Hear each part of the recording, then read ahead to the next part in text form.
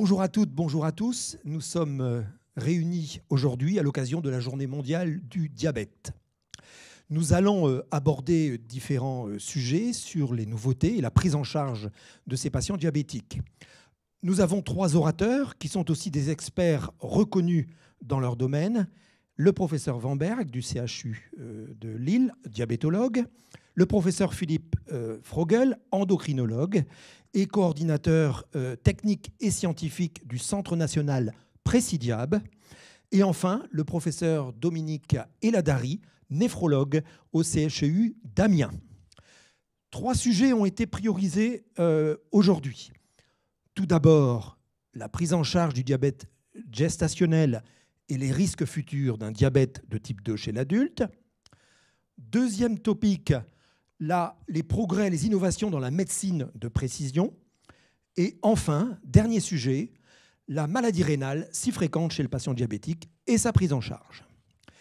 Bien évidemment, ce live doit être interactif. N'hésitez donc pas à envoyer vos messages et vos questions que je me ferai un plaisir de relayer à nos invités. Pour ouvrir le bal, je donne la parole au professeur Anne Vanberg qui va nous parler du diabète gestationnel et de sa prise en charge. Merci Anne. Alors bonjour à tous. C'est avec grand plaisir que je partage cette session avec vous, avec un point particulier. Et vous verrez que ce point est extrêmement important pour la prévention du diabète de type 2.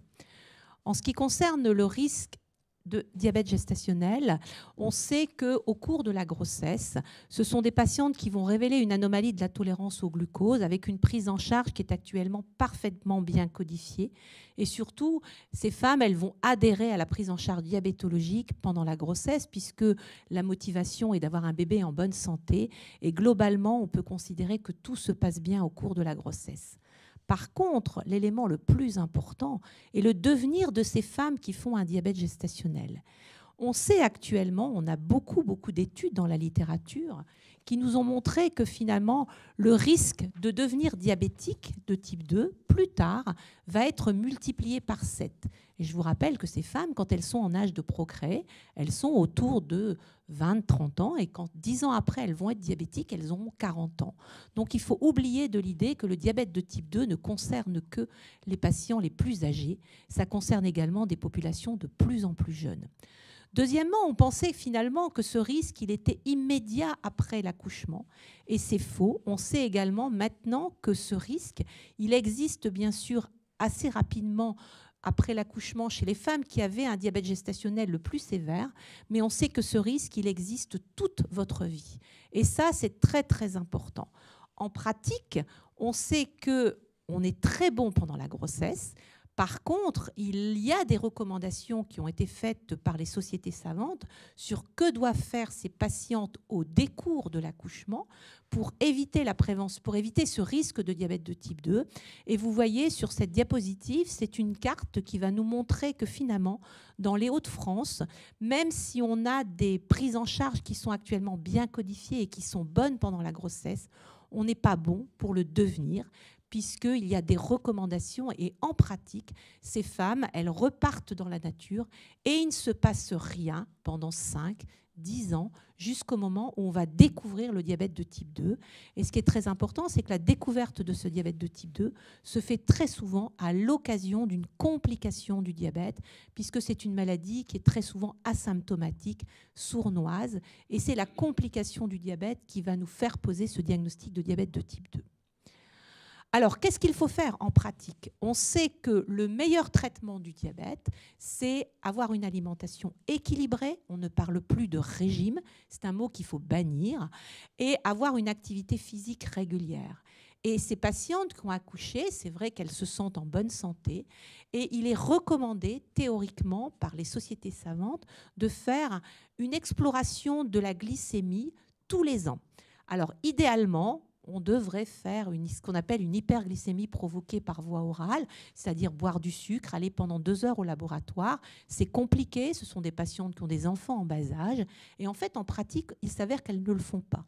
Mais il faut se battre pour qu'au moins, une fois par an, lorsque l'on a fait un diabète gestationnel et que l'on voit soit son médecin traitant, soit son gynécologue, on fasse au moins un dosage de glycémie à jeun qui est très facile à faire, qui ne coûte pas très cher, mais qui peut finalement rapporter gros. Finalement, pendant la grossesse, ce qui va être proposé, c'est une alimentation équilibrée, c'est une activité physique et c'est quelque chose qu'il faut poursuivre. Il y a toujours dans l'idée que finalement la patiente a accouché et on peut reprendre le comportement que l'on avait avant la grossesse. Et il faut garder cette alimentation équilibrée, il faut garder une activité physique 30 à 60 minutes 5 fois par semaine, arrêter le tabac et rechercher tous les facteurs de risque cardiovasculaire.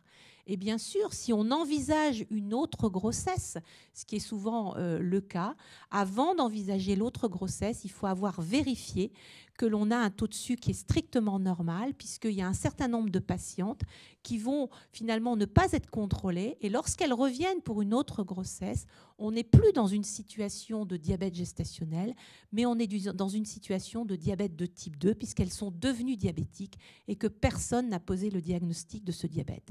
Et que dans ce cas, on sait qu'il y a des conséquences plus importantes que le diabète gestationnel, notamment pour l'enfant. Alors, pendant très longtemps, on a ces données, on les connaît, elles sont partout, elles ont été faites dans de multiples populations. Et jusqu'à présent, on centrait uniquement diabète gestationnel et risque de diabète de type 2. Maintenant, on a des données nouvelles qui nous montrent qu'au-delà du diabète de type 2, ces patientes qui ont fait un diabète gestationnel ont un risque de maladie cardiovasculaire. On va faire plus d'événements cardiovasculaires, on va faire plus de problèmes d'infarctus du myocarde à des âges qui sont jeunes. Et vous savez que la femme, finalement, est très souvent finalement pas bien dépistée pour toutes les maladies cardiovasculaires. Donc, quelque part, on peut dire que avoir un diabète gestationnel, on ne va pas le prendre comme quelque chose qui est négatif. Il faut le prendre quelque chose comme positif, puisque finalement, on sait qu'on est à risque, on sait qu'on est à risque de devenir diabétique, on sait qu'on est à risque d'avoir des maladies cardiovasculaires. Prenons-le comme de la prévention. Finalement, chez un homme, on ne sait pas très bien qui va être diabétique dans 15 ans. Ces patientes, on le sait, et les études ont largement démontré que si on est suivi, que si on garde une alimentation équilibrée, si on fait attention à son poids, si on a une activité physique, on peut réellement éviter de devenir diabétique plus tard. Et finalement, pour terminer, c'est la dernière diapositive, vous voyez que cette notion de anomalie de la tolérance au glucose au cours de la grossesse, c'est quelque chose qui va bien au-delà de la maman, puisqu'on sait qu'il va y avoir un impact de ce qui se passe in utero, notamment pour les générations futures. On sait que ces enfants vont être un peu plus à risque d'être en surpoids, d'être peut-être ultérieurement diabétiques quand ils seront à l'âge adulte. Et finalement, on peut dire que tout est joué quand on est dans le ventre de sa maman et que là, il faut essayer de casser ce cercle vicieux, puisqu'on pourra en rediscuter, mais vraisemblablement, on sait qu'il y a une transmission transgénérationnelle de l'obésité et du diabète de type 2. Donc c'est extrêmement important. Finalement, cette période de grossesse est une période qui doit être bien vécue parce que c'est un moment très heureux, mais quelque part, c'est aussi quelque chose qui doit nous dire préservons notre capital de santé pour dans 10 ans, dans 15 ans, que ça soit pour nous et pour nos enfants. Et on sait très bien, et je terminerai là-dessus, on sait très bien qu'il y a quand même encore toujours l'image que c'est la maman qui fait la cuisine à la maison et qui gère tout cet aspect-là. Et finalement, avoir une alimentation équilibrée, faire attention à son capital santé, se dépister pour le diabète, ça peut aussi inciter le conjoint à avoir une alimentation plus équilibrée, les enfants à avoir une activité physique. Et on sait qu'on peut avoir un impact sur tous ces éléments-là. Je vous remercie. Merci beaucoup, Anne, pour cette clarté et des messages tout à fait de bon sens. Alors déjà, très vite, les internautes nous ont posé des questions. Il y en a une, tu as déjà abordé le sujet, mais néanmoins, sans doute un peu plus de précision encore. Elle nous dit « J'ai fait un diabète gestationnel. Quel est le risque pour mon enfant ?» Peut-être des choses un peu plus chiffrées. Est-ce que c'est possible? Alors, en ce qui concerne les données pour l'enfant, effectivement, on a moins de données avec niveau de certitude que chez la maman. Parce que finalement, il y a toujours, dans les études qui ont été faites, il y a toujours l'impact de l'environnement, parce qu'on ne sait pas très bien quelle a été la part de ce qui a été in utero et ce qui a été l'environnement. Globalement, on sait que on a des études qui nous montrent que effectivement, si on a fait un diabète gestationnel et qu'on n'était pas parfaitement bien équilibré, qu'on a eu plutôt un bébé de poids un peu important, un bébé en surpoids, une macrosomie, ce qu'on appelle une macrosomie fœtale, ces enfants seraient peut-être un peu plus à risque d'être en surpoids. Mais effectivement, on n'a pas de données avec des chiffres très précis. En tout cas, il y a beaucoup de travaux de recherche qui travaillent sur ce point-là pour voir l'impact de l'environnement et de ce qui a été fait in utero. Merci. Alors, il y a une question également très précise, peut-être d'une maman qui a déjà fait ou qui craint de le faire. À quel moment je suis le plus à risque de développer un diabète gestationnel durant la grossesse ? Alors, on fait un dépistage actuellement sur les facteurs de risque. Et les facteurs de risque, on les connaît très bien. C'est l'âge, supérieur ou égal à 35 ans. On sait qu'on a des grossesses de plus en plus tardives. L'IMC, supérieur à 25, ça veut dire que l'on est en surpoids.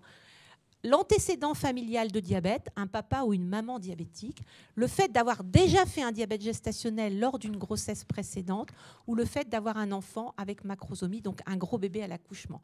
Donc à partir du moment où on a un seul facteur de risque, il faut faire le dépistage pendant la grossesse. Merci, merci. Alors, je pose la question en régie. Est-ce qu'il y a d'autres questions qui viennent d'arriver par nos internautes, Lisa ? Oui, tout à fait. J'ai une question de Myriam qui demande pour le professeur Wamberg, est-ce qu'il y a une part d'hérédité dans le diabète gestationnel ? Alors, c'est une bonne question. Je pense que, et c'est pour ça qu'effectivement, on travaille avec les chercheurs et les gens qui font de la biologie moléculaire, enfin, pour voir cette partie de l'hérédité. Vraisemblablement, en tout cas, on sait, quand on interroge les patients maintenant, puisqu'il y a du dépistage, souvent on leur demande si leur maman, elles ont fait un diabète gestationnel. Et effectivement, elles ne peuvent pas toujours répondre sur le diabète gestationnel, mais elles peuvent répondre que les poids de naissance étaient importants. Donc peut-être que ces mamans ont eu des anomalies de la tolérance au glucose. Donc ça, c'est vraisemblablement, on a des modifications métaboliques, on a aussi certains gènes qui vont être modifiés, et le professeur Frögl pourra peut-être répondre, des modifications épigénétiques, mais on pense qu'effectivement, il y a une part d'hérédité dans ce diabète gestationnel. Merci. Lisa, une autre question ou pas ? Peut-être de nos invités également, pour Anne ? Une toute dernière question qui est, y a-t-il des nouveautés concernant le traitement du diabète en 2021 ? Alors, si vous me posez la question uniquement du diabète gestationnel, je dirais que pour l'instant, c'est toujours mesures hygiéno-diététiques, activité et insulinothérapie si on n'est pas dans les objectifs. Je dirais que si vous me posez la question pour le diabète de type 2, je dirais que oui, il y a des nouveautés, notamment la possibilité d'avoir une classe thérapeutique qui s'appelle les inhibiteurs du SGLT2, qui est une classe thérapeutique. Ça fait très longtemps que les autres pays européens ont cette classe médicamenteuse. Nous, ça fait très récemment, puisque c'est depuis juin. On sait que c'est un médicament qui a montré une réelle protection cardiovasculaire sur le plan pour les patients diabétiques de type 2, mais également une réelle protection rénale. Donc si on a cette classe médicamenteuse, on protège son cœur des événements cardiovasculaires, on protège son rein de l'insuffisance rénale, on pourra en parler tout à l'heure. Et deuxièmement, si vous me posez la question pour le diabète de type 1, je vais vous dire oui. Le vrai point intéressant, et il est très récent, puisque c'est il y a quelques semaines, vous savez que quand on est diabétique de type 1, on est sous insulinothérapie, il y a différentes possibilités, il y a la pompe à insuline, et là, l'arrivée de la boucle fermée, c'est le pancréas artificiel, c'est l'intelligence artificielle, ce sont les algorithmes qui vont vous donner l'insuline, qui vont vous programmer ce que vous avez besoin d'insuline à partir de microbolus en fonction de votre glycémie, en fonction de ce que vous avez mangé et de votre activité. C'est quelque chose qui est extraordinaire et là, pour lequel on peut mettre des boucles fermées depuis 2 mois, mais qui va nécessiter quand même, ça c'est très important, que l'on ait au préalable une pompe à insuline.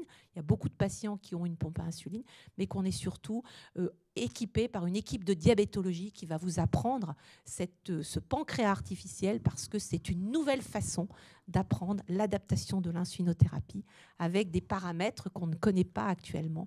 Et ça, c'est extrêmement, je dirais, intéressant, et ça va être une vraie révolution dans le diabète de type 1. Merci. Bon, nous aurons encore un temps spécifique pour les questions en fin de séance, donc n'hésitez pas, les internautes, et merci déjà à ceux qui ont posé les questions. Alors, la dernière question fait un peu une bonne transition, peut-être, par rapport à ce que va nous dire le professeur Frögl, à qui je donne la parole, dont on connaît ses travaux, et notamment cet objectif majeur avec ce centre national Présidiab. Justement, quelles sont les innovations en matière de médecine de précision des diabètes. Merci Philippe. Eh bien, merci de me faire parler aujourd'hui. Je vais parler de la médecine dite de précision, qui est tout simplement une médecine plus personnalisée. Ce qui ne veut pas dire aujourd'hui que les médecins généralistes et les endocrinologues, diabétologues ne font pas une médecine personnalisée. Mais en réalité, aujourd'hui, on a des outils qui vont nous permettre de mieux comprendre les causes des diabètes des patients et aussi de prévoir leur évolution et donc de donner des traitements qui sont plus adaptés aux besoins de chaque diabétique. Et c'est ça ce que nous essayons de faire ici dans les Hauts-de-France, dans le cadre de notre Centre national de médecine de précision, Précidiab, qui a été créé à la fois par l'État, mais aussi par la métropole de Lille et la région des Hauts-de-France, et qui s'appuie sur des chercheurs qui sont à Lille, mais aussi à Amiens. Et comme nous sommes un centre national, nous travaillons, c'est notre mission, avec des collègues scientifiques et médecins un peu partout en France. Et je peux citer Reims, je peux citer l'Assistance publique Hôpitaux de Paris, le CHU d'Angers, de Tours, de Poitiers. Dans l'outre-mer, nous travaillons aussi avec le CHU de la Guadeloupe et de la Réunion. Et puis en Europe, nous avons une très grande collaboration avec le CHU de Liège en Belgique. Puisque notre rôle, c'est de développer des outils qui vont ensuite être essaimés partout en France pour soigner mieux, de manière plus personnalisée, les diabétiques. Et on s'appuie aussi, et cette photographie montre notre centre de recherche, un laboratoire d'excellence qui s'appelle Égide, avec des chercheurs qui travaillent avec les cliniciens. Tout cela pour avancer dans la compréhension et le meilleur traitement du diabète, mais aussi des maladies associées, dont l'obésité. Alors, moi, j'ai commencé à faire de la recherche quand j'étais interne des hôpitaux de Paris, à l'Hôtel-Dieu, et j'avais remarqué qu'on traitait les diabétiques comme si c'était des gens coupables. On les culpabilisait, et on leur disait que c'était de leur faute, et ça m'avait beaucoup choqué, et je me disais que probablement, même si les mauvaises habitudes de vie jouent un rôle très important, mais c'est souvent lié aussi à notre mode de vie qu'on nous impose plutôt que ce qu'on a décidé, eh bien, beaucoup de ces patients ne méritaient pas cet opprobre, ne méritaient pas cette stigmatisation et qu'il fallait les aider. Et donc, j'ai décidé de m'intéresser au côté héréditaire du diabète de type 2. Alors, ce côté héréditaire est vraiment très important. On peut l'étudier avec des jumeaux, des vrais jumeaux qui ont exactement le même ADN, et les faux jumeaux qui sont tout simplement des frères et sœurs qui sont nés le même jour. Et la concordance dans l'apparition de diabète est très importante, lors de 75 à 80% entre vrais jumeaux et beaucoup moins dans les faux jumeaux. Et chacun peut le constater quand il y a des familles de diabétiques avec le diabète qui se transmet d'une génération à l'autre. Et c'est parmi ces familles qu'on a pu au début faire des progrès dans la compréhension de la génétique des diabètes. Ensuite, il y a des populations qui ont une très forte proportion de diabétiques. Alors, il y a des populations, toutes petites populations, comme certaines tribus d'Indiens d'Arizona ou des petites îles du Pacifique. Mais en réalité, il y a aussi l'Inde, où il y a à peu près 15% de la population qui est diabétique, ou voire aujourd'hui les États-Unis, qui est au moins à 10%. Donc, en réalité, il y a dans certains endroits des très fortes proportions.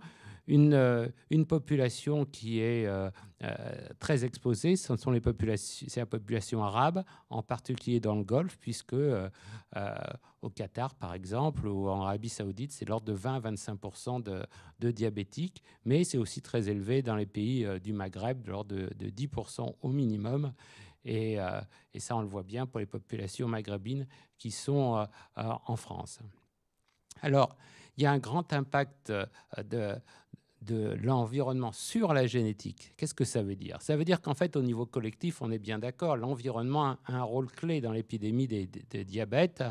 Et si on était tous bûcherons au Canada, mangeant frugalement, il y aurait moins de diabétiques. On l'a vu en Chine, où le diabète type 2 était inconnu du temps de Mao Tse-tung et qui maintenant est extrêmement fréquent. Mais au niveau individuel, la génétique fait la différence. Ce qui veut dire que si vous prenez deux personnes qui sont exposées de la même façon, qui ont le même mode de vie, eh bien, il y en aura un qui fera d'un diabète et c'est probablement d'origine génétique, alors que l'autre ne le fera pas. Et donc, c'est là où on voit le rôle de la génétique, mais bien entendu, l'environnement interagit avec la génétique. Alors, que font les gènes du diabète? Le diabète, c'est de type 2. C'est à la fois une insulinorésistance, c'est-à-dire une inefficacité de l'insuline qui est produite par le pancréas, qui est souvent liée à l'obésité. Et là, l'inactivité joue un rôle important. Mais en fin de compte, si on devient diabétique, ce n'est pas parce que notre insuline est peu efficace, c'est parce qu'on ne produit pas assez d'insuline. Et donc, le déficit pancréatique est en fin de compte la chose qui fait qu'on devient hyperglycémique, c'est-à-dire qu'on devient diabétique. Et ce qu'ont montré les études de génétique, c'est que la plupart des gènes qui ont été identifiés produisent des protéines très importantes dans la cellule insulinosécrétrice, qu'on appelle la cellule bêta des îlots de Langerhans, qui constitue à peu près 2% du poids du pancréas. Et donc, la diapositive ici montre où sont situées ce que font ces protéines. Eh bien, quand une de ces protéines est anormale, du fait d'une mutation, eh bien, la cellule bêta ne se développe pas bien ou même meurt ou ne produit pas bien de l'insuline quand votre glycémie augmente. Alors, qu'est-ce que ça change d'avoir fait ce diagnostic? Alors aujourd'hui, dans les formes les plus génétiques, qu'on appelle monogéniques, il y a une trentaine de gènes qui ont été trouvés. Dans les formes les plus communes, il y en a à peu près 240. Mais bien entendu, vous pourriez vous poser la question, c'est très gentil de faire ça, mais ça va changer quoi? Eh bien, en réalité, ça change beaucoup de choses pour un certain nombre de patients. Ce que montre cette diapositive, ce sont les gènes qu'on appelle des gènes actionnables. Pourquoi? Parce que si on trouve une anomalie génétique, on doit faire quelque chose. Pour un de ces gènes qui s'appelle glucokinase, eh bien, aucun traitement nécessaire. Pourtant, ces personnes sont hyperglycémiques, mais très curieusement, et à vrai dire, 30 ans après cette découverte, on peut se poser la question pourquoi c'est le cas. Eh bien, malgré une certaine hyperglycémie qui est parfois relativement importante, il n'y a pas plus de complications que les non-diabétiques. Et en fait, aucun traitement n'est efficace. Certaines de ces personnes sont sous insuline, on peut l'arrêter, ça ne changera rien et ça rendra leur vie meilleure. Pour d'autres qui ont un diabète très sévère, eh bien, ils ont de l'insuline parce qu'ils ne produisent pas assez d'insuline. Eh bien, en fait, on s'est aperçu que très souvent, on n'a pas besoin d'insuline, en tout cas pendant longtemps. On a des médicaments qui s'appellent des sulfamides hypoglycémiants, qui ne coûtent pas cher parce que ce sont des génériques et qui, en général, pas toujours, mais en général, marchent très bien chez ces personnes. Et on a tout intérêt à arrêter l'insuline et à leur donner ces médicaments oraux. En tout cas, tant que ça marche, bien entendu, il faut faire une très grande surveillance. Et puis, il y a d'autres anomalies génétiques qui, hélas, s'associent à d'autres problèmes au niveau des reins, au niveau des cœurs. Pourquoi? Parce que ces gènes sont très importants au moment de la vie fœtale pour le développement des reins ou du cœur. Et là, ce qui veut dire que si vous faites le diagnostic, si le diagnostic est fait par un médecin, on a tout intérêt à les regarder de très près, à faire des scanners, des RMN, et donc de regarder très précisément, à l'électrocardiogramme, de regarder précisément s'il n'y a pas passé inaperçu une anomalie cardiologique ou une anomalie du rein. Et donc, vous voyez que pour ces patients, et qui souvent ont des maladies du diabète non associées à une obésité et survenant très tôt dans la vie, eh bien, faire ce diagnostic de ces gènes-là doit conduire en 2021 à modifier le traitement. Et c'est ce qui est fait dans les Hauts-de-France et un peu partout en France. La limite aujourd'hui, c'est peut-être qu'on ne teste pas encore assez systématiquement ces personnes. On ne séquence pas assez leur ADN pour découvrir ça. Alors pourquoi nous on pense que c'est important de le faire? C'est que récemment, on a fait une étude avec des diabétiques qui venaient de la région parisienne, de l'Essonne très exactement. On a séquencé leur génome et on s'est aperçu que les gènes dont je vous ai parlé juste avant étaient présents de manière anormale, mutés chez environ 2 à 3% des diabétiques tout venant, qui n'avaient absolument pas été choisis, qui venaient d'un service de diabétologie français tout à fait typique, ressemblant à tous les autres. Et donc aujourd'hui, dans différents coins, à Liège, en Belgique, à Lille et ailleurs, on s'est remis à analyser le génome de diabétiques communs pour essayer de voir si effectivement, non seulement on confirmait ce qu'on avait trouvé dans l'Essonne, mais si aussi on pouvait les prendre en charge différemment pour faire une médecine beaucoup plus personnalisée chez ces patients. Alors tout ça, ça pose des questions de comment le faire, et ça doit se faire en milieu hospitalier, et c'est aussi associé un peu à de la recherche, mais ça devrait permettre à une petite fraction des diabétiques d'être mieux soignés. Et pour les autres, eh bien, on avance progressivement.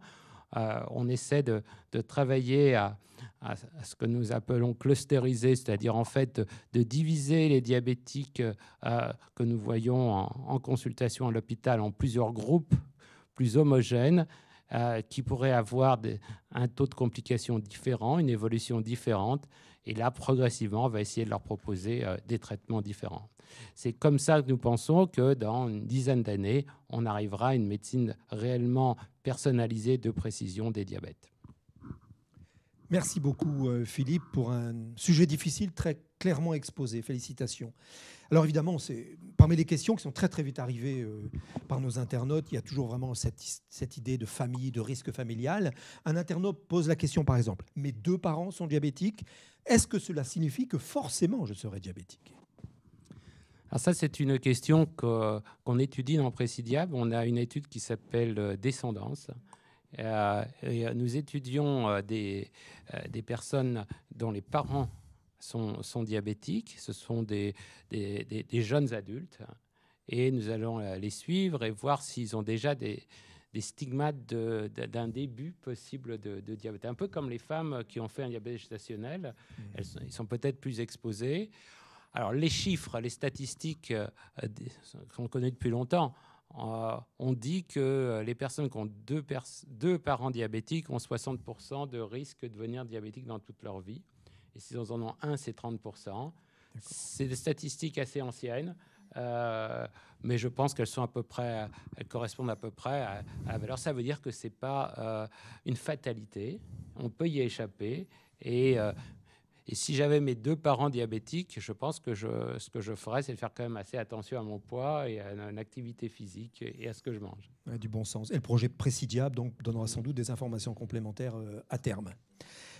Alors, toujours, on parle de l'environnement, de la génétique, du lien entre ces 2 éléments. Une question d'un internaute, est-ce que véritablement les sujets en situation de précarité sont à risque de faire un diabète? Et pour quelles raisons? Alors là encore, à Précidiable, on s'intéresse aux précaires, qui est d'ailleurs une définition très compliquée. À l'Institut Pasteur de Lille, il y a un centre de santé qui reçoit 5000 personnes considérées par l'assurance maladie comme précaires. Et beaucoup, en fait, sont dans des conditions de vie difficiles. Le vrai problème pour eux, c'est que leur accès aux soins est mauvais. Nous, ce qu'on va essayer de faire, c'est d'abord essayer de comprendre les relations entre les différents aspects de la précarité, parce qu'il y a quand même des définitions scientifiques de ça, et la santé. Et deuxièmement, la deuxième partie du projet, d'essayer de les prendre en charge correctement pour éviter soit qu'ils deviennent diabétiques, soit que s'ils sont diabétiques, ils fassent beaucoup de complications. Et le professeur Wamberg connaît bien, parce qu'on en a déjà discuté, les très grosses difficultés pour ces patients d'être pris correctement en charge. avant qu'il se fasse des complications terribles.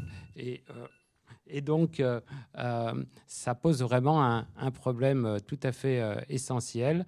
Il faut mettre en place probablement des parcours de soins qui se heurtent aujourd'hui à la réalité des hôpitaux publics où on déborde de patients. Et ça va être une question qui va beaucoup nous occuper dans les prochains jours, enfin, prochaines années plutôt. Oui, clairement un sujet politique. Voilà, je me tourne maintenant vers la régie, vers Lisa. Est-ce qu'il y a des questions de nos internautes? Oui, tout à fait. Tout d'abord, je tiens à remercier Bernadette Broutin pour son témoignage sur la non-stigmatisation des diabétiques, qui rejoint donc le professeur Frogel sur sa présentation. Nous avons une question de Mélanie qui demande est-ce qu'on pourrait mettre en place des tests génétiques dans les hôpitaux pour traiter, pour en faire une médecine personnalisée? Alors, notre centre Précidiab est justement pour tester cela. Donc, on le fait dans des centres pilotes dans les Hauts-de-France et puis un peu ailleurs. On le fait pour l'instant surtout chez des personnes qui ont un diabète un petit peu, ce qu'on appelle nous atypique, ce qui ne veut pas dire grand-chose, mais disons, ils sont pas très obèses. Ils l'ont plutôt avant l'âge de 40 ans ou même 30 ans. Ils ont des antécédents familiaux plus lourds que les autres diabétiques. Et puis, progressivement, on espère de pouvoir l'étendre. Alors, il faut savoir qu'aujourd'hui, le séquençage, c'est facile à faire. Ça ne coûte pas cher, puisque nous, ça nous coûte environ 100 € par séquençage. Il y a une difficulté, c'est qu'il faut lire les séquences. Ce n'est pas automatique. L'intelligence artificielle, ça reste encore un projet. Et il faut, pour chaque patient, passer une demi-heure à 1 heure pour étudier son génome. Et c'est des vraies personnes qui font ça. Et donc, et on ne sait pas encore exactement, dans tous les cas de figure, quoi faire. Donc, on va commencer par rapport à ces diabètes atypiques qui peuvent bénéficier facilement d'un traitement. L'autre chose, c'est qu'on essaie de travailler sur les complications, et en particulier avec le professeur Aladari, sur des complications rénales, et aussi ce qu'on appelle les lithiases rénales, c'est-à-dire en fait des calculs qui donnent des coliques néphrétiques, et de séquencer pour voir s'il n'y a pas des anomalies génétiques qui pourraient être les prémices d'une maladie rénale chez ces diabétiques. Merci beaucoup. En effet, derrière la médecine et la recherche, il y a des hommes, comme tu l'as précisé. D'autres questions, certainement, Lisa? Oui, tout à fait. Pour Myriam, son enfant est en surpoids. Y a-t-il un risque de diabète? Un enfant en surpoids, sur le moment, il n'y a pas le risque principal, c'est qu'il devienne un adolescent en surpoids plus important, puis ensuite un adulte obèse. C'est ça le principal risque aujourd'hui. Ce n'est pas une fatalité encore, puisque à peu près 50 à 60% des enfants en surpoids ne deviennent jamais obèses. En tout cas, pas à l'âge de 20 ans ou 30 ans. Donc, il y a tout à fait des choses à faire, des préventions qui marchent chez l'enfant. Maintenant, ce qu'on sait tristement, c'est qu'avoir une obésité de l'enfant augmente très fortement le risque de devenir bien entendu obèse à l'âge adulte, mais surtout diabétique à l'âge adulte. Et ça a été, hélas, montré par de multiples études. L'obésité est un facteur de risque, bien entendu, mais l'obésité qui survient chez l'enfant est encore un facteur de risque plus important. Merci. On a peut-être le temps encore pour une question, Lisa? Oui, pour Brigitte, qui a un diabète assez sévère, donc ce qu'elle m'a dit, c'est que qu'est-ce qu'elle pourrait faire pour améliorer sa qualité de vie?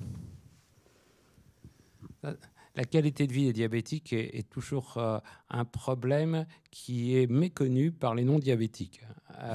Et parce que ça dépend évidemment du traitement. Mais ceux qui sont à l'insuline, ceux et celles qui sont à l'insuline, leur vie est différente des personnes qui ne sont pas diabétiques. Et donc, ce que disait aujourd'hui le professeur Vanberg était important avec les progrès qui ont été faits, notamment pour les personnes qui ont un diabète de type 1 qui est traité à l'insuline. Ces pompes à insuline, ces pancréas artificiels vont vraiment améliorer la vie des diabétiques. Une chose aussi à Lille qui est vraiment spécifique de Lille de 2021, c'est que le professeur François Patou, qui fait partie des GIDE, est un des pionniers de la transplantation de cellules insulinosécrétrices, qu'on appelle la transplantation d'îlots, et que cette pratique, qui était longtemps de recherche, est devenue maintenant de soins, c'est-à-dire qu'elle est intégrée dans la panoplie des soins qui sont proposés au CHU de Lille. C'est quelques dizaines de personnes et une toute petite, peut-être 20 personnes par an, et pas plus, parce que c'est limité par le nombre de donneurs d'organes. Mais c'est quelque chose qui est proposé, qui marche, je crois, à peu près à 80%, si je ne me trompe pas. Et entendu, ça améliore fortement la vie des diabétiques, qui sont souvent des diabétiques très déséquilibrés et qui... Voilà, et leur vie est souvent un enfer, et ça vraiment, ça améliore leur vie. Très bien, sans doute des efforts de communication toujours pour ces dons d'organes, sujet toujours d'actualité. Alors, les internautes, pas d'inquiétude, hein, nous avons un temps dédié à la fin pour des questions, s'il y en a d'autres questions qui vont arriver. Maintenant, on va passer la parole au professeur Dominique Eladari. On le remercie de venir d'Amiens. C'est pas très loin, mais quand même. Et le professeur Frogel a déjà parlé, évoqué la pathologie du rein, notamment pour la prise en charge de cette pathologie rénale qui a certaines spécificités sans doute chez nos diabétiques. Nous t'écoutons. Alors, merci beaucoup de cette invitation et de cette possibilité de présenter aux internautes en fait la maladie rénale chronique, en particulier chez les patients diabétiques. Alors, ce qu'il faut savoir d'abord, c'est que la maladie rénale chronique, enfin le diabète est quelque chose de tout à fait handicapant pour les patients. Il est handicapant à la fois du fait du déséquilibre glycémique et donc de la nécessité d'avoir un traitement spécifique, mais il est également un handicap du fait des complications qu'il va générer. Et ces complications ont des conséquences qui sont majeures tant pour les patients que pour notre société, puisque si on prend aujourd'hui les patients diabétiques et obèses, en particulier dans la région des Hauts-de-France, mais globalement c'est à peu près la même chose sur l'ensemble de la France, ça va toucher plus de 20% de la population. C'est-à-dire que c'est quand même énormément de patients français, enfin de Français tout court, qui sont sujets à ces pathologies. Parmi ces patients qui vont développer un diabète et ou une obésité, puisqu'on a le droit d'être diabétique et uniquement obèse, ou diabétique et obèse, en fait, lors du dépistage initial, il est impossible de prédire réellement qui va développer une complication. Et lorsque les complications commencent à apparaître chez les patients, il est également très difficile pour les médecins de prédire quelle va être l'évolution de ces différentes complications. Doit-on faire bénéficier le patient d'un traitement très intense et particulièrement précoce, ou au contraire, doit-on simplement laisser une surveillance?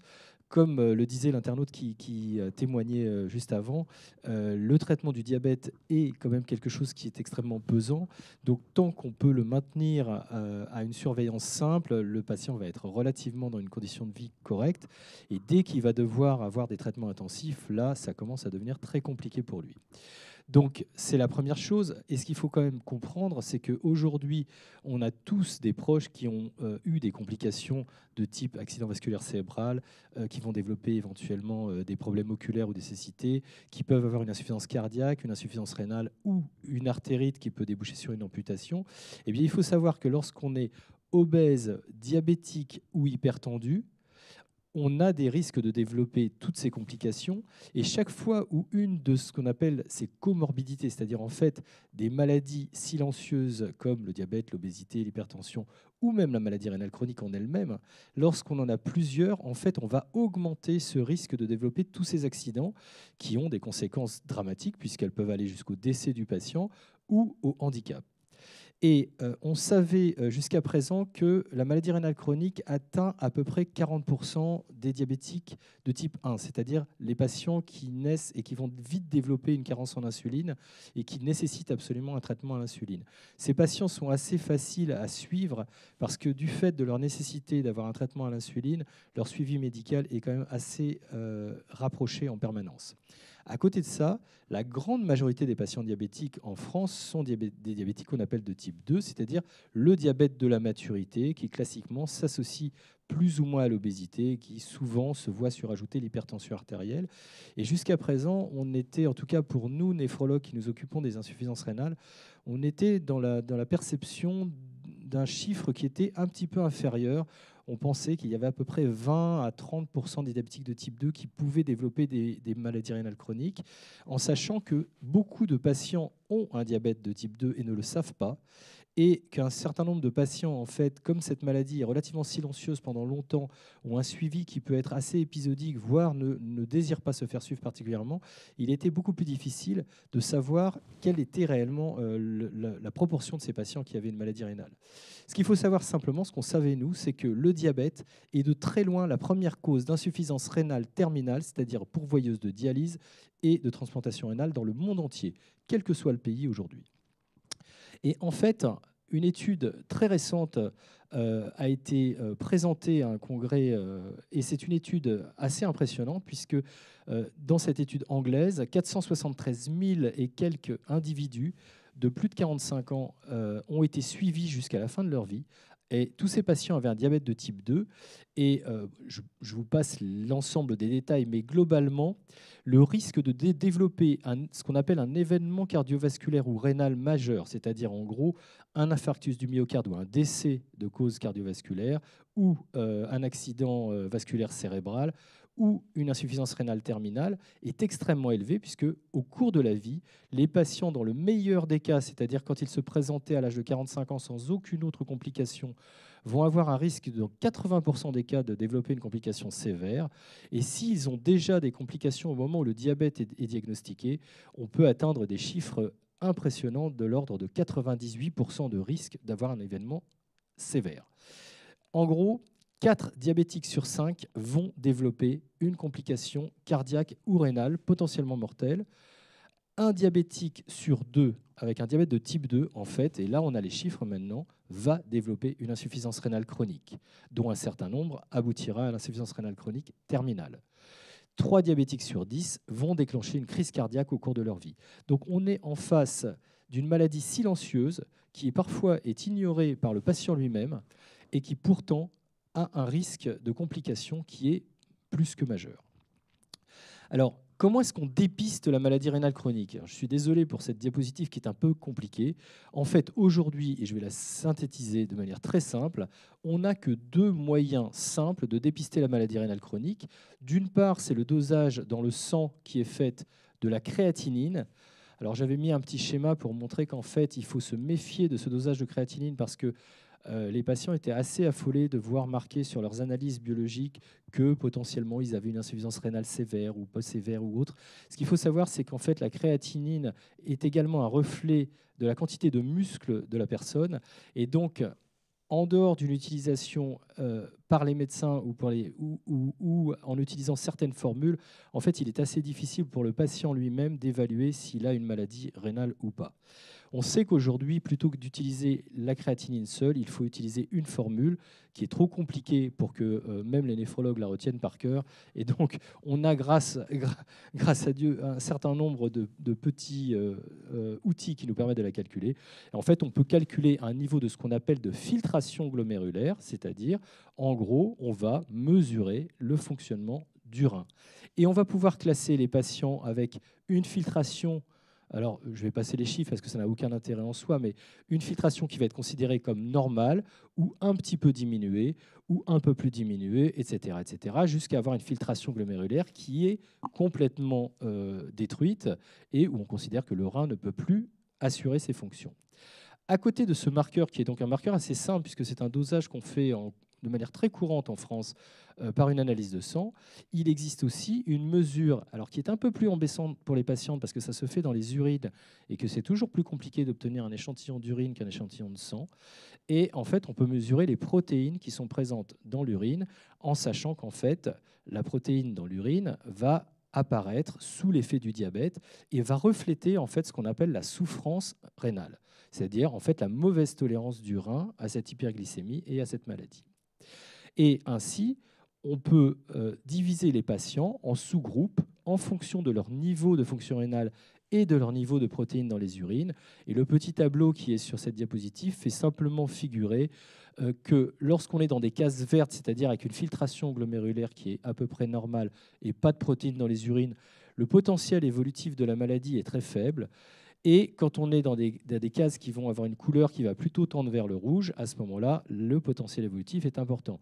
Ce qu'on peut remarquer sur cette diapositive, et c'est la seule chose qu'il faut remarquer, c'est qu'en fait, il y a très peu de cases vertes et il y a beaucoup de cases rouges. Donc en gros, la maladie rénale chronique est une maladie au début silencieuse, mais qui va avoir un potentiel d'évolution défavorable qui est non négligeable. Alors le problème, c'est que je vous ai parlé de 2 moyens simples de dépister la maladie rénale, mais en fait, ces moyens sont des moyens qui sont pour l'instant très imparfaits. En effet, sur cette diapositive, qui est un petit peu compliquée, encore une fois, le trait bleu fait figurer en fait la fonction du rein. Et le trait rouge horizontal montre ce qu'est une fonction rénale dite normale. On voit qu'en fait, l'évolution au cours de la vie d'un diabétique, le trait bleu va avoir tendance à devenir supérieur à la normale, donc le rein va se mettre à travailler plus que chez un individu qui n'est pas diabétique. Et ça signe en fait un emballement de la fonction rénale. Et puis après, à force de travailler de manière excessive, le rein du diabétique, le trait bleu, vous voyez, va commencer à plonger vers le bas et la fonction rénale va petit à petit disparaître, se dégrader. Et tout en bas, vous avez en fait un petit bandeau rouge qui montre en fait la quantité de rein qui est encore vivant. Et on voit qu'au début du diabète, tout le rein est normalement vivant. Et puis au fur et à mesure où la fonction rénale décroît, en fait, on voit que ce bandeau rouge devient de plus en plus petit, ce qui traduit simplement une destruction de l'organe. Et on a donc la fonction de l'organe qui diminue et une destruction du tissu rénal. Le problème, c'est que je vous ai mis une petite flèche avec marqué MRC, qui veut dire maladie rénale chronique, qui est en fait là où on voyait commencer à apparaître les cases rouges dans mon tableau précédent, c'est-à-dire là où en fait on va adresser le patient pour voir un néphrologue et lui expliquer qu'il a une insuffisance rénale débutante. Or, vous voyez qu'en fait, on n'est pas dans le cadre d'une insuffisance rénale débutante. On est déjà avec un organe dont il ne reste plus que 10% d'organes vivants et où en fait, le patient a déjà une évolution qui est déjà défavorable. Et sur ce même graphique, il y a une autre courbe qui est la courbe verte. Et cette courbe verte est plus intéressante en fait que la courbe bleue. C'est la courbe d'apparition des protéines dans les urines. Et on voit qu'en fait, lorsque l'organe est encore complètement vivant, lorsqu'il a encore une fonction strictement normale, voire même supérieure, on peut commencer déjà à détecter l'apparition des protéines dans les urines. Ce qui veut dire qu'en fait, contrairement à ce qui est généralement cru par la plupart des gens, ce n'est pas le reflet de la fonction rénale qui est le meilleur élément pour dépister la maladie rénale chronique, mais c'est bien l'apparition de l'albumine dans l'urine, qui autrefois d'ailleurs justifiait le fait que tous les jeunes hommes qui faisaient leur service militaire avaient une bandelette urinaire, parce qu'on essayait de dépister très précocement les gens qui avaient une maladie rénale. Et les instances en fait, internationales qui travaillent sur la maladie rénale chronique sont persuadées, et il y a eu un message très clair il y a 2 ans sur ce sujet, pour dire qu'en fait, on prend en charge beaucoup trop tardivement les patients qui ont une maladie rénale chronique liée au diabète, et qu'il va falloir maintenant faire un effort pour pouvoir, parce que les protéines dans l'urine, c'est quand même pas quelque chose de très précis et de très fiable, il faut absolument que nous développions de nouveaux moyens de pouvoir savoir qui a un rein qui souffre à cause du diabète, de manière à pouvoir traiter les patients de manière plus tôt pour pouvoir préserver leur organe et non pas simplement pour maintenir un état de survie.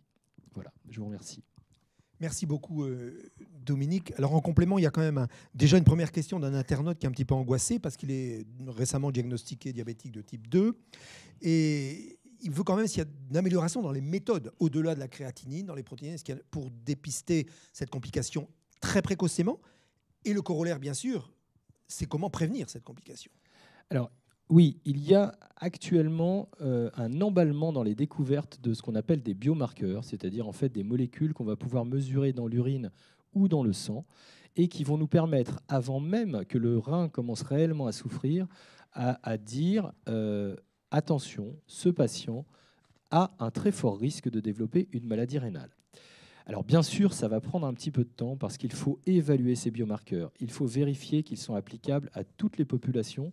Or, vous savez qu'un grand nombre d'études scientifiques ne sont pas obligatoirement faites en France, mais dans d'autres pays. On n'est pas exactement tous identiques selon les pays, selon l'alimentation, selon le type de diabète. Et donc, en fait, aujourd'hui, on est dans des phases de vérification et de validation pour certains de ces biomarqueurs, mais il y a effectivement des dosages qui sont en train d'apparaître. Par ailleurs, comme le disait Anne Van Berg, comme l'a dit Philippe Frögel avant, il ne faut pas négliger aussi le retour sur l'étude de la génétique, parce que pour l'instant, il n'est pas impossible également que, alors que le diabète lui-même peut avoir des facteurs déterminants génétiques, la maladie rénale associée puisse également avoir des facteurs de déterminants génétiques. Et ce ne sont peut-être pas tous les diabétiques qui vont faire une maladie rénale chronique. Et ça, on aimerait bien le comprendre un peu mieux. D'accord, merci. Bon, une autre question d'un internaute qui est diabétique, malheureusement en dialyse à cause de sa pathologie rénale. Les moyens qui sont en étude ou en développement pour remplacer cette fameuse dialyse, éviter d'abord et potentiellement des solutions alternatives à la dialyse. Alors aujourd'hui, très clairement, comme le montre ma diapositive qui est encore à l'écran, en fait, au moment où on vous diagnostique la maladie rénale chronique, le rein est quasiment détruit. Et donc au moment où on va arriver à un stade dit avancé de la maladie rénale, on n'a pas de traitement qui permette de remplacer autrement que par la dialyse ou la greffe rénale. Aujourd'hui d'ailleurs, le traitement de référence qui est considéré comme le traitement le meilleur à partir du moment où le patient peut en bénéficier sans que ça soit dangereux pour lui, c'est la greffe de rein, qui permet quand même une vie beaucoup plus compatible avec une vie professionnelle, avec un maintien de rapports sociaux normaux et par ailleurs avec une diminution d'un risque cardiovasculaire par rapport à la transplantation, à l'hémodialyse. En revanche, cette année a été présenté également dans un congrès américain de néphrologie pour la première fois des tentatives en fait de biothérapie pour essayer dans un avenir qui n'est certainement pas proche, mais ça reste prometteur de pouvoir en fait réussir à faire repousser du tissu rénal normal. Et c'est le rêve du néphrologue qui pour l'instant est de la science-fiction. Mais bon, l'histoire nous a montré que certaines choses qui étaient autrefois de la science-fiction, aujourd'hui, sont des réalisations concrètes en termes médicaux. Donc ça, c'est un des espoirs que peuvent avoir les patients, mais certainement pas dans les 10 années qui arrivent. Oui, il y a une question un peu en corollaire qui est arrivée là. Est-ce que pour une transplantation, il faut absolument avoir un diabète parfaitement équilibré ? Alors ça, je ne vais pas répondre à la place d'un diabétologue. On considère simplement que de toute façon, la phase aiguë de la transplantation rénale, le diabète va obligatoirement être assez difficile à équilibrer et souvent peut requérir de l'insuline, même quand les patients ne sont pas obligatoirement insulinodépendants, parce que les médicaments qui sont immunosuppresseurs ont tendance eux-mêmes à favoriser l'apparition d'un diabète. Maintenant, je laisserai le professeur Van Berg répondre à la question sur que faut-il faire pour le traitement du diabète. De toute façon, on est parfois dans des situations où le diabète est franchement déséquilibré et surtout, c'est l'impact des complications. Donc, ce n'est pas parce que le diabète n'est pas bien équilibré qu'il ne faut pas proposer des stratégies comme la transplantation rénale si la complication est majeure sur le plan rénal. Après, on a également des outils, on a de l'insuline, on a des choses qui nous permettent d'améliorer. Et de toute façon, on sait que dans cette période-là, le diabète va forcément se déséquilibrer. On peut supposer une réponse qui doit rassurer un peu notre internaute. Voilà maintenant, Lisa en régie, des questions pour oui, tout à fait. Le professeur Eladari déjà. J'ai une question pour le professeur Eladari. Pourquoi le diabète provoque-t-il des problèmes rénaux ? Alors ça, c'est la vraie question. Et en pratique, je serais bien embêté de savoir répondre. Il y a énormément de théories pour expliquer pourquoi le diabète est toxique pour le rein qui ont été émises. Je crois qu'il y a autant de démonstrations que ces théories sont, je ne vais pas dire fausses parce qu'elles ne sont pas fausses, mais probablement uniquement incomplètes. Et aujourd'hui, on ne sait toujours pas.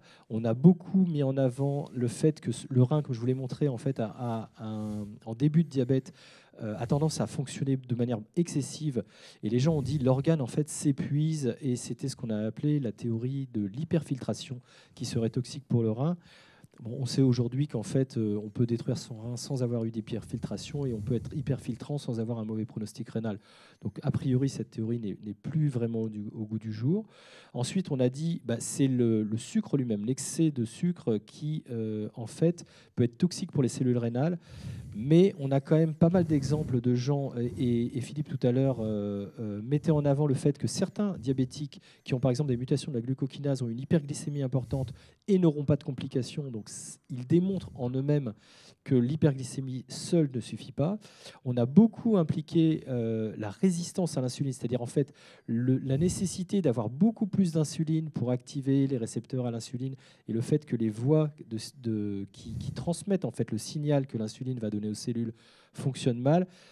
Mais encore une fois, les obèses ont une insulinorésistance qui est encore bien supérieure aux diabétiques de type 2, et peu d'obèses font des néphropathies.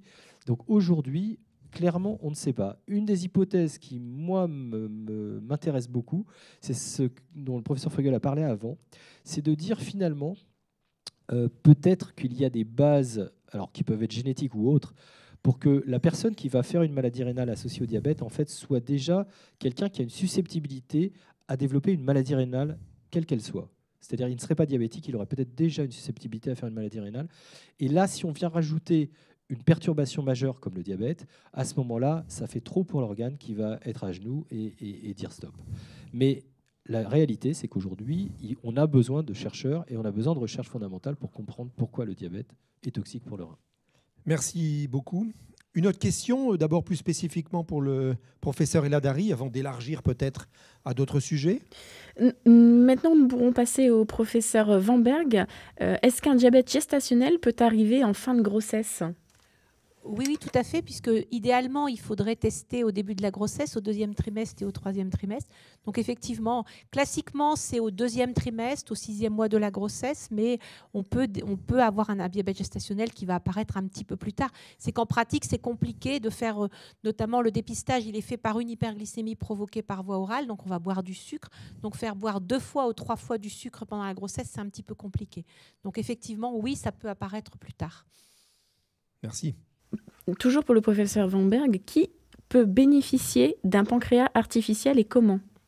Alors, pour l'instant, c'est effectivement quelque chose qui va être qui est nouveau dans la stratégie thérapeutique. De toute façon, vous voyez bien, et le professeur Frögel a effectivement à juste titre précisé qu'il y avait aussi la greffe d'îlot. À mon sens, il y aura des indications, et les indications, elles sont extrêmement bien, je dirais, codifiées actuellement. Très souvent, on a un schéma à multi-injection. Parfois, pour diverses raisons, soit le schéma à multi-injection n'est pas optimal, l'équilibre n'est pas obtenu, pas parce que le patient ne fait pas bien les choses, mais parce que le diabète peut être instable. Et dans ce cadre-là, on va proposer une pompe sous-cutanée d'insuline. Et ça, on a une très grosse expérience, on le fait déjà depuis très très longtemps.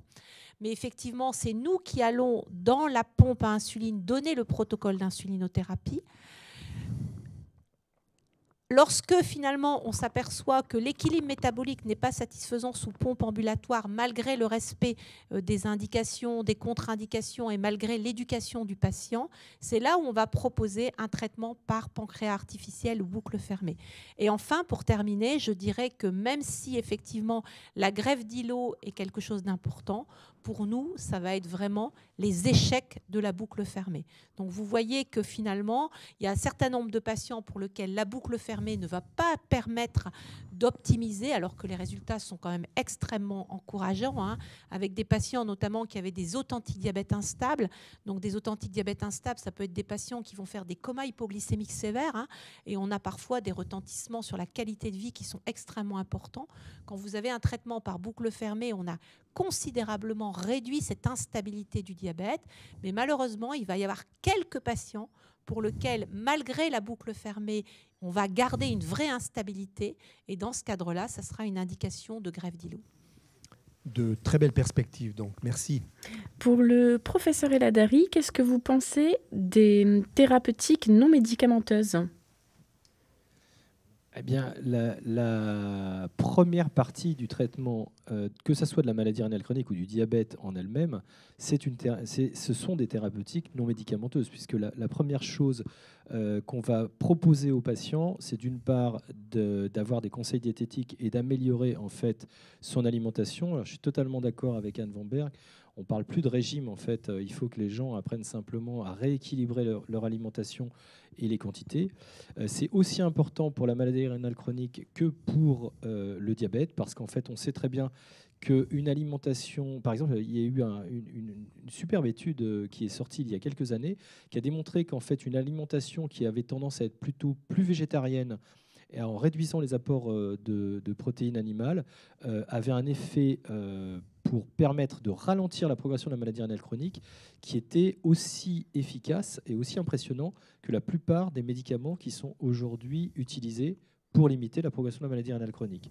Et ça a d'ailleurs soulevé beaucoup de questions et un très bel enthousiasme de la part des scientifiques, parce qu'en fait, pour une fois, on avait quelque chose de non médicamenteux extrêmement efficace.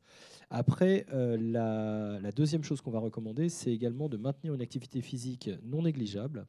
Alors pas non plus d'aller faire un marathon tous les 2 jours, mais d'avoir quand même une activité physique et une non-sédentarité, parce que la maladie rénale chronique, comme le diabète, enfin la maladie rénale chronique va rajouter une complication par rapport au diabète, c'est qu'au fur et à mesure où elle va évoluer, les gens ont tendance à avoir ce qu'on appelle une amyotrophie, c'est-à-dire qu'en fait la masse musculaire va avoir tendance à diminuer.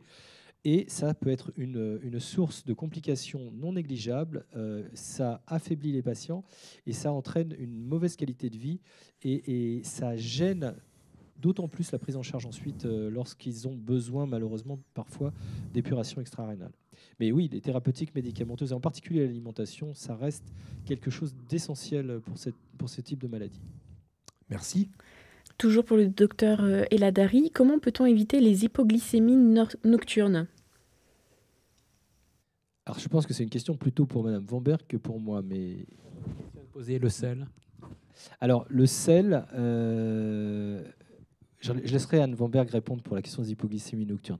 Pour le sel, en fait, le sel est un élément qui est un élément extrêmement toxique dans notre alimentation, parce que malheureusement, de réduire trop les apports en sodium ne sont pas justifiés et ne sont pas justifiables auprès de la population générale. Le problème, c'est qu'on n'en est pas à réduire des apports de manière trop faible. On est en permanence soumis à des apports en sel de cuisine qui sont excessifs. Et ça, c'est lié à 2 choses. Et la première est l'alimentation industrialisée. Parce qu'en fait, dans la nourriture transformée, il y a énormément de sel qui est ajouté. Et alors, je vais enlever tout de suite ce que pensent la plupart des gens. Le sel n'est pas mis dans l'alimentation pour augmenter le poids des aliments et faire vendre plus d'aliments. Le sel est mis dans l'alimentation parce que ça permet de faire ingérer aux gens des choses qui ne sont pas bonnes. Et donc, lorsqu'on vend de la nourriture de basse qualité, si on la vend salée, eh bien, elle est bien tolérée. N'importe qui peut faire l'expérience chez lui. Il prépare un plat raté. Sans sel, c'est immangeable. Avec du sel, on arrivera à le manger.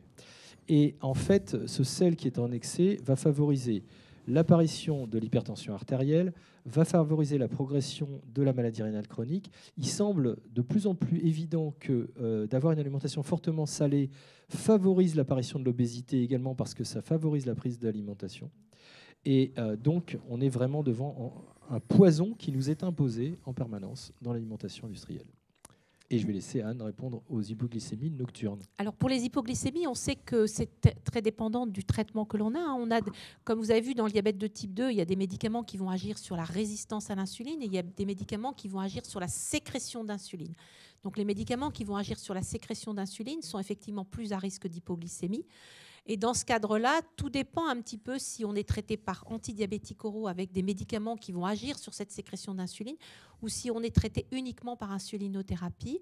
Et dans ce cadre-là, si on n'est que par insulinothérapie, c'est l'adaptation de l'insulinothérapie puisqu'on a des insulines d'action courte et des insulines d'action lente. Et enfin, effectivement, ça peut être une très bonne indication de la pompe ambulatoire puisque finalement, chez des patients pour lesquels ces hypoglycémies, elles sont nocturnes, elles apparaissent de façon non reproductible avec une grande variabilité glycémique. Et dans ce cadre-là, le traitement par pompe est une bonne alternative. Très bien, merci pour ces bons conseils. Oui. J'ai une question pour le professeur Frögel. Un test génétique est-il utile chez les diabétiques de type 1 ? Ça, c'est une très bonne question. Le diabète de type 1 est aussi une maladie à forte composante génétique. Simplement, la moitié de la susceptibilité génétique est liée à un seul gène, ou plus exactement un groupe de gènes qu'on appelle HLA, ce qui sont les protéines de reconnaissance du soi. Et cette connaissance qu'a donnée à un Français qui était mon ancien patron, Jean Dosset, le prix Nobel, est ce qui a permis de faire des greffes d'ailleurs, puisque on donne des transplantations venant d'organes qui sont ce qu'on appelle compatibles à HLA. Donc la maladie diabétique de type 1 est une maladie auto-immune avec une mauvaise reconnaissance du soi, et les gènes qui conduisent à ça, en dehors d'HLA, sont souvent des gènes qui ont un rapport avec l'auto-immunité. Et d'ailleurs, pas mal de diabétiques de type 1 ont aussi une maladie de la thyroïde, par exemple, ou même parfois, rarement, mais un lupus ou une autre maladie auto-immune. Et donc, effectivement, il y a une immunité différente. Si vous êtes diabétique de type 1, votre risque de transmettre à vos enfants est quand même faible, l'ordre de 4 à 5%, pas plus. Mais il existe pour une maladie qui est quand même assez rare.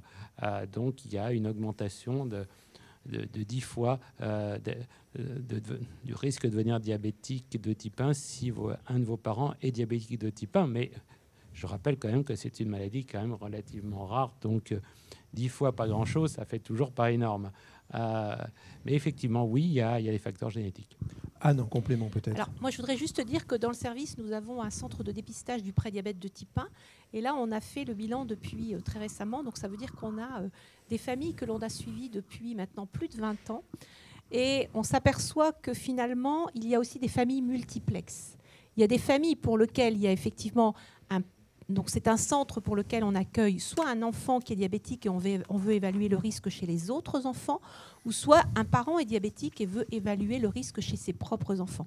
Et dans cette cohorte, et on a eu la chance de présenter un peu les résultats au Congrès européen de diabétologie, et on s'aperçoit que parfois, avec des enfants qui sont devenus adultes, qui ont le même HLA, certains ont révélé un diabète et d'autres n'ont pas révélé un diabète. Et on pense que, et c'est pour ça que c'est très intéressant de travailler avec les chercheurs, que dans ces familles, notamment ces familles multiplexes, où il y a aussi du diabète de type 2, on se demande finalement s'il n'y aurait pas dans ces familles un variant, alors peut-être que c'est un variant monogénique supplémentaire, qui fait que pourquoi est-ce que quand on est deux frères et sœurs, il y en a un qui va avoir des anticorps et pour lequel certains ne vont jamais révéler de diabète. Donc je pense que dans ces familles-là, ce qu'on appelle nous, mais moi c'est ce qui m'intéresse plus particulièrement, dans ces familles multiplexes, puisque finalement la prévalence du diabète de type 2, elle augmente. Donc on a maintenant des familles où il y a à la fois du diabète de type 1 et du diabète de type 2. Et en fait, on voit très bien, et c'est extrêmement intéressant de voir l'évolution de cette cohorte sur les 20 ans, que les gens n'ont pas évolué de la même façon. Très bien, merci pour ce complément. Donc, nous avons aussi une question pour le professeur Frogel d'Emmanuel. Diabétique de type 1 depuis 10 ans, mon médecin me dit que j'aurais pu être diagnostiquée bien plus tôt. À quand on utilisera les données de santé en préventif en France ? Alors, effectivement, pour le diagnostic de diabète de type 1, on a effectivement des marqueurs. Pour l'instant, c'est le typage HLA. Et on a uniquement les marqueurs immunologiques. Donc, les marqueurs, le typage HLA, on va le faire. Mais ce n'est pas parce qu'on a des allèles à risque de diabète de type 1 qu'on va forcément développer un diabète de type 1. Il y a des facteurs de l'environnement. Et après, on a effectivement le dosage des anticorps qui nous montre qu'effectivement, il se passe quelque chose au niveau du pancréas, qu'on a commencé, c'est ce qu'on appelle cette destruction auto-immune qui va être très progressive. Mais pour l'instant, effectivement, on manque d'outils pour pouvoir, dans le diabète de type 1, dire qu'est-ce qui va faire que même si on a un HLA à risque, d'abord, on ne connaît pas le facteur de l'environnement qui va déclencher le processus auto-immun de destruction des cellules. On ne sait pas quel est le facteur. Il y a eu beaucoup de données sur les virus, sur l'alimentation. En tout cas, il n'y a rien de probant actuellement. Et ça, on ne sait pas malheureusement déterminer quand est-ce qu'on va avoir un diabète de type 1. La seule chose qu'on peut suivre, c'est uniquement les anticorps, l'évolution de cette phase pré-diabète, c'est ce qu'on appelle insulite, pour lequel la glycémie elle est strictement normale. Effectivement, ça ne s'intéresse qu'aux familles où il y a un parent diabétique ou un enfant diabétique, et dans 90% des cas, le diabète de type 1, c'est sporadique, c'est-à-dire qu'on révèle un diabète de type 1 et il n'y a aucun membre de la famille qui est diabétique. Philippe, un complément. Oui, sur la prévention de ces personnes-là, c'est-à-dire des personnes qui ont le groupe HLA à risque, qui ont même parfois des anticorps. Quand j'étais jeune médecin à l'hôpital Bichat à Paris, mon patron qui s'appelait Roger Hassan avait fait une étude avec des immunosuppresseurs, la cyclosporine, exactement chez ces patients-là. Et en fait, on s'était aperçu que ce n'était pas très efficace et que ça donnait beaucoup de complications, notamment rénales. Et maintenant, on ne pourrait plus faire ce genre de choses puisque traiter par des médicaments potentiellement dangereux des gens dont on ne sait même pas si un jour ils seront malades, éthiquement, n'est plus acceptable. Et donc, on est beaucoup plus prudent aujourd'hui dans le traitement de ce genre de personnes. Il faut les surveiller, mais je ne pense pas que ça serait raisonnable de donner des anti-immunitaires, enfin des immunosuppresseurs, sans savoir exactement ce qui va se passer. Alors, quelques similitudes peut-être par rapport à d'autres maladies auto-immunes, celles qui m'occupent, la sclérose en plaques. Dans ces familles-là, nous donnons de fortes doses de vitamine D. Est-ce que la vitamine D a un quelconque rôle dans ces sujets à risque familial ou pas ? Pour l'instant, il n'y a pas eu dans ces études, notamment de ces populations, c'était effectivement lorsqu'on dépistait un enfant qui était à risque parce qu'on savait qu'il avait des anticorps et qu'il n'avait pas encore développé la maladie. On a même été, dans certaines études, proposé notamment le traitement par insuline, très en amont. Dans aucune de ces études, avec même d'autres molécules, il y a eu des cytokines aussi qui ont été utilisées. Pour l'instant, on n'a pas pu retarder la maladie, ça c'est clair. Très bien, merci pour cette discussion. Lisa, d'autres questions ? Oui, pour le professeur Vanberg, y a-t-il en France un accompagnement nutritionnel éliminant des sucres rapides et lents dans l'alimentation dans le but de baisser les doses médicamenteuses ? Alors, je pense que la diététique, c'est pas très compliqué. D'accord ? On sait très bien que quand on est diabétique, le premier réflexe que l'on a, c'est d'arrêter les sucres rapides parce que ça, on sait très bien que ça fait monter la glycémie, hein, les bonbons, les gâteaux, le coca, enfin tout ça. Le réflexe du patient diabétique, c'est d'arrêter également les sucres lents.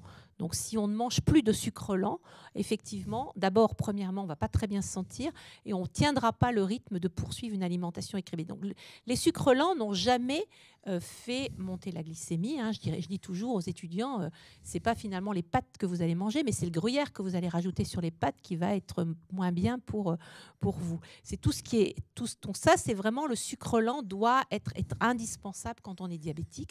On va limiter les sucres rapides. Le deuxième élément, et ça, c'est quelque chose qu'on oublie, c'est-à-dire que si on est restrictive en hydrates de carbone, si on ne prend pas de féculents, qu'est-ce qu'on va faire ? On va compenser sur le plan hyperlipidique. Et on va prendre des aliments très gras. Et les graisses, c'est aussi quelque chose qui va faire monter le taux de sucre. Donc, on limite les sucres rapides, on limite les graisses. Pour nous, c'est assez facile. Hein. Je dirais, bon, c'est les frites, c'est la charcuterie, c'est le fromage. Hein. On est dans une région où, effectivement, tout ce qui est produit industriel aussi, hein, tout ça, effectivement, c'est extrêmement gras. Donc, c'est pas très compliqué puisque c'est des choses de bon sens. Malheureusement, hein, et je sais très bien que toute cette partie, on a besoin de faire de l'éducation thérapeutique, d'apprendre les choses. Et à notre grand regret, vous savez que la consultation chez une diététicienne, ce n'est pas pris en charge quand on est diabétique et ça a un coût. Et c'est quand même une vraie limite. Mais effectivement, hein, là, on est de plus en plus à former les médecins généralistes et tous les acteurs de santé, les pharmaciens, enfin, tous les gens qui vont tourner autour du diabète, qui vont au moins rencontrer un patient diabétique sur la partie nutritionnelle. Mais c'est un vrai problème qu'il n'y ait pas de prise en charge, notamment avec des choses spécifiques prises en charge pour les patients. Philippe, complément ? Une chose importante aussi, c'est la quantité des aliments qu'on mange. Et on le voit très bien, puisqu'on parle de sucre lent, dans les parties de France, on mange par exemple beaucoup de riz. Il y a beaucoup de patients diabétiques qui mangent des quantités beaucoup trop importantes. Alors, dans l'île de la Réunion, où on a travaillé, c'est là d'ailleurs où j'ai rencontré le professeur Eladari, il y a eu une expérience avec des photos qui avaient été faites de portions de plats typiquement réunionnais, où il y a souvent du riz, et on a montré aux patients la quantité qu'ils devaient manger. Ils se sont aperçus qu'en réalité, ils en prenaient 2 fois plus, particulièrement quand ils mangeaient à l'extérieur de chez eux. Et qu'en fait, on peut manger un peu de tout, mais de manière raisonnée. Et donc, oui, des glucides dits lents, mais pas des quantités énormes, parce que surtout si vous êtes à l'insuline, on aura du mal à équilibrer votre glycémie avec des portions trop importantes. Et ce qui est également très important, c'est qu'il faut enrichir les repas en fibres. On sait très bien que si on va avoir des légumes dans son assiette, on aura un féculent, on aura des protéines, on aura une viande, mais également si on a des fibres, on va pouvoir ralentir l'absorption. Du coup, la glycémie va monter beaucoup moins vite. Donc, c'est vraiment quelque chose, on n'est pas du tout dans la restriction, on est dans apprendre à manger différemment. Et un certain nombre de patients nous disent, mais finalement, je mange plus maintenant que ce que je mangeais avant, mais je mange différemment. Alors effectivement, il y a les quantités, il y a aussi des éléments, il y a la cuisson des aliments. On sait aussi très bien que si on cuit les pâtes al dente, c'est pas pareil que si elles sont bien cuites. Enfin, tout ça, ce sont des choses que l'on peut tout à fait apprendre et modifier cette façon de s'alimenter, de faire la cuisine. Mais vous savez très bien que finalement, c'est des choses qui ne sont plus apprises. Et ça, c'est vraiment de l'éducation à la santé avant que l'on devienne malade. C'est quelque chose qu'on devrait tous acquérir. Oui, merci de ces lieux communs, mais qu'il est souvent indispensable de répéter. Donc, on peut se faire plaisir avec modération. Voilà. D'autres questions, Lisa? Peut-être pour le professeur Frogel, peut-on guérir d'un prédiabète? La question du prédiabète et de sa prévention ou de sa guérison est complexe. Alors d'abord, la guérison, c'est pas parce que vous avez ce qu'on appelle un prédiabète, ce qui se définit par une glycémie qui est un peu élevée, mais qui n'est pas dans la définition du diabète. La définition du diabète, c'est une glycémie à jeun à 1,25 g. Et la glycémie normale, c'est en gros jusqu'à 1,15 g. Et entre 1,10 g, 1,15 g et 1,25 g, on est dans la zone grise du prédiabète. Alors, il y a d'autres définitions aussi, après l'hyperglycémie provoquée, mais ça veut dire qu'on n'est pas vraiment normal, mais on n'est pas dans la définition du diabète. Ce qu'on voit, par exemple, dans l'hyperglycémie provoquée, qui a aussi sa définition du prédiabète, c'est qu'une partie des gens qui sont en prédiabète vont ensuite, si on les teste 2-3 ans après, être normaux. D'autres vont être diabétiques. Donc, il y a une très grande incertitude sur l'évolution. Maintenant, il y a eu des études qui ont été faites, notamment aux États-Unis, qui ont suivi un très grand nombre de gens prédiabétiques, en les obligeant parfois à faire du sport de manière sauvage et de faire très attention à ce qu'ils mangeaient. Ça a été très efficace au début et plus du tout après qu'on ait arrêté l'étude. Et donc là, on s'est aperçu, parce que les études sont sorties après, que 80% de ces personnes sont devenues diabétiques, peut-être plus tard, et ça c'est déjà important. Donc en gros, le mot prédiabétique, qui était très utilisé quand j'étais jeune médecin, qui a été totalement arrêté d'être utilisé dans les années 2000, est de nouveau utilisé, parce que, hélas, c'est vrai que quand vous avez une glycémie un peu limite, il y a un risque important d'avoir ensuite un diabète. J'ajouterais que je ne sais pas si on peut empêcher les prédiabétiques de devenir diabétiques, mais je pense que c'est le bon moment de s'intéresser aux complications, d'éviter tout ce qu'on a dit jusqu'à présent. C'est le bon moment de le faire pour peut-être ou probablement retarder ou éviter le diabète, mais en tout cas pour diminuer de manière très importante le risque d'avoir des complications au moment du diagnostic du diabète. Merci. D'autres questions, commentaires? Nous terminons par cette question. Quelqu'un pourrait-il expliquer la greffe d'îlot? En ce qui concerne la greffe d'îlot, c'est pouvoir, à partir d'un pancréas de donneur, aller isoler des cellules bêta. Donc il y a tout un processus d'abord pour récupérer les cellules, pour après les isoler, les purifier et après les réinjecter à un patient qui a un diabète de type 1. Donc c'est quelque chose qui n'est pas très très compliqué, mais qui va quand même, parce que les techniques, elles ont été bien, la purification, l'isolement, tout ça a été bien, les protocoles sont parfaitement bien mis en place. Et donc, mais par contre, on sait que ça reste une greffe et donc il y aura forcément associer à cette greffe d'îlot des traitements immunosuppresseurs contre le rejet de greffe qui vont devoir être poursuivis de façon définitive. Et du coup, ça nécessite effectivement une surveillance très particulière de ces patients. D'abord, premièrement, parce qu'on va regarder si le fait ils vont devenir de nouveau, ces cellules, elles vont de nouveau être capables de sécréter de l'insuline. Donc, on pourra arrêter tous les traitements. Et également, le suivi des traitements par immunosuppresseurs, puisque dans ces situations-là, il faut surveiller faut surveiller sur le plan clinique un certain nombre de biologies en raison des deux axes. Ouais, on peut imaginer les espoirs associés à cette greffe. Et comme l'a dit le professeur Frogel, vraiment félicitations, parce que quand même, Lille, au niveau international, a été en pointe, l'équipe de François Patou et tous les collaborateurs, pour avoir cette officialisation que c'est véritablement un traitement du diabète dorénavant complètement validé. Voilà, je pense que nous allons clore ce live. Merci, je pense que les sujets ont été très bien traités. Félicitations, le temps de parole, l'aspect didactique, je pense, a beaucoup plu à nos internautes. Beaucoup d'internautes, je pense, ont posé des bonnes questions. Nous sommes souvent surpris de la pertinence des questions des internautes. Donc, bien évidemment, on va aussi remercier nos tutelles académiques. Alors là, j'ai ma petite liste, j'ai toujours peur d'en oublier quand c'est les tutelles que je me fasse taper sur les doigts. Alors évidemment, l'Université de Lille, la Fondation ICIT Université de Lille Nord-Europe, l'UFR 3S, c'est-à-dire Sciences du sport et de la santé, la Faculté de médecine de Lille, le CNRS, l'INSERM, l'Institut Pasteur de Lille, le CHU de Lille, mais aussi le CHU d'Amiens. Et remercier les associations de patients, Fédération française des diabétiques, ainsi que la Société francophone du diabète. Merci encore à vous. Et pour ceux qui veulent revoir ou transmettre l'information, évidemment, vous pouvez revoir ce live en replay. Merci encore.